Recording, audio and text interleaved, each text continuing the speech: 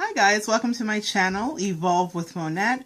My name is Monette and I am a professional intuitive, empath, and energy reader, as well as a chef and a Life Path 3, all-around creative for those of you who are aware of Life Path 3 is. For those of you who are not, stay tuned to this channel because over the next few weeks, months, and maybe even years, we'll really unfold that discussion about what all of those metaphysical terms mean. But today, we're not talking about Life Path 3s, we're talking about Mercury Retrograde.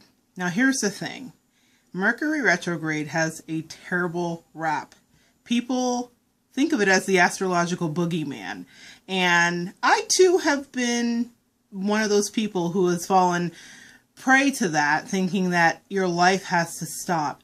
What I've learned over my years doing this work is that it does not have to be the end all to your life. In fact, usually in every year there are several Mercury retrogrades. So are we going to stop everything about our life and put it on hold because an astrological aspect is taking place somewhere in the skies? No.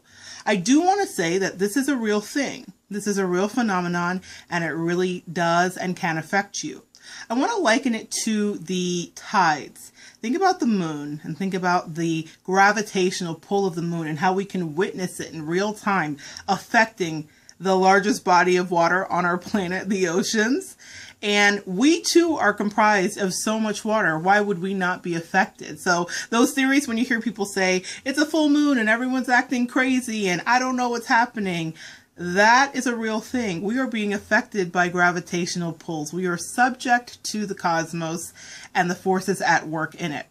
But in regards to the Mercury retrograde, I want to talk about 5 things you can do to empower yourself through a retrograde. I think everybody cowers through retrogrades, from my clients to friends to, like I said, myself. We find ourselves in this cowering state because we don't know what to expect and we don't know what to do, and we think that we are at the, we are at the will of the planets, but that's not true. Now, here's the thing.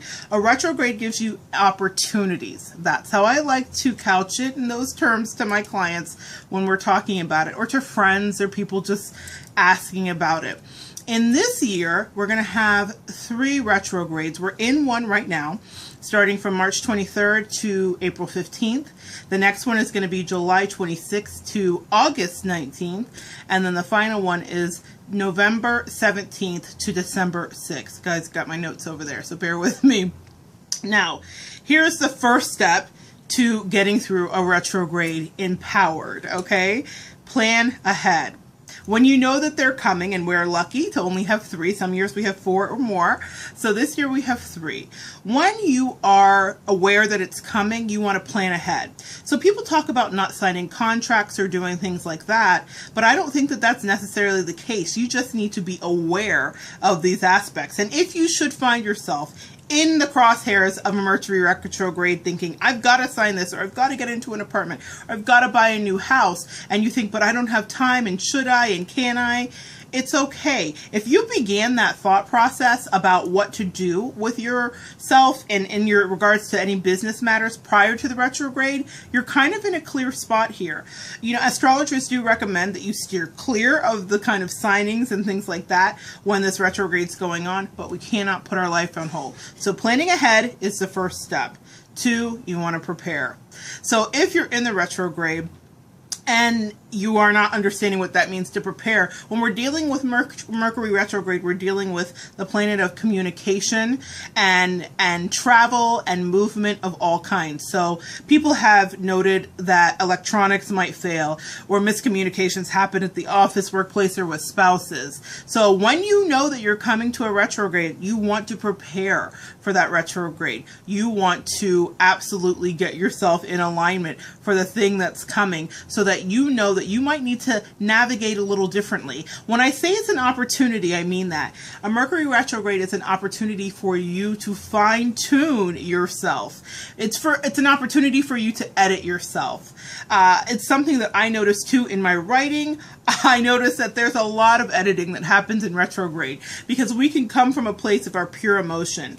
Another thing to do, step 3, is to double check. Double check your work. It's kind of like when you're taking your SATs or any test and the teacher says, double check your work. A retrograde offers you the opportunity to double check your work. And again, it is an opportunity. You want to double check your work. And also another step here in 3, not only double check your work, but double check where Mercury falls in your chart. Now that's very easy to do.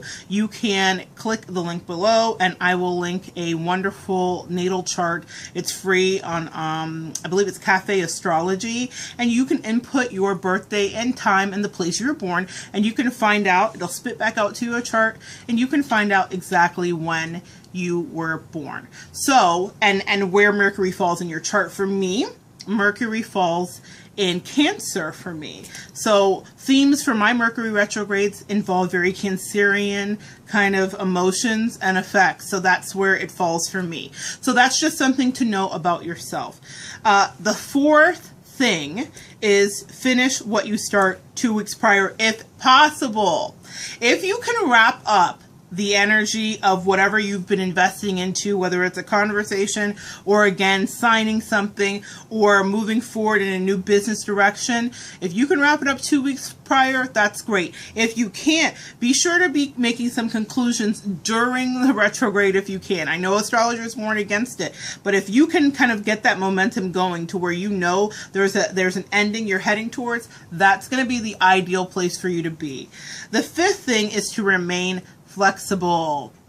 Mercury retrograde teaches us to be like bamboo and not concrete. Bamboo, not concrete. We don't want to be rigid. We don't want to be unmoving. We don't want to be unwavering, because things will not work out the way you want them to when you're in a retrograde.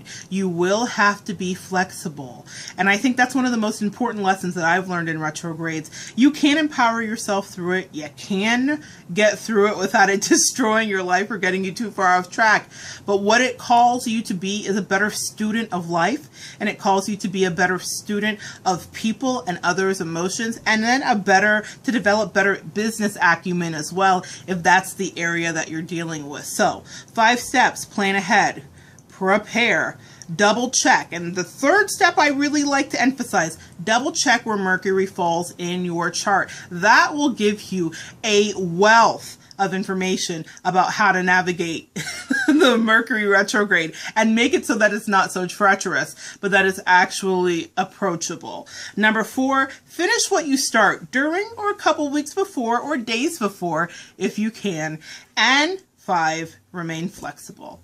I thank you so much for joining me today. I just wanted to get this out real quick. I've had a lot of clients asking me about this, so I'm so glad that we could evolve together today. If you're interested in having a reading, you can click the link below, which will take you to my website, Evolve with Monette, and you can check out that menu and see what fits for you. If you like the video, give it a thumbs up, and I will be seeing you soon. Bye.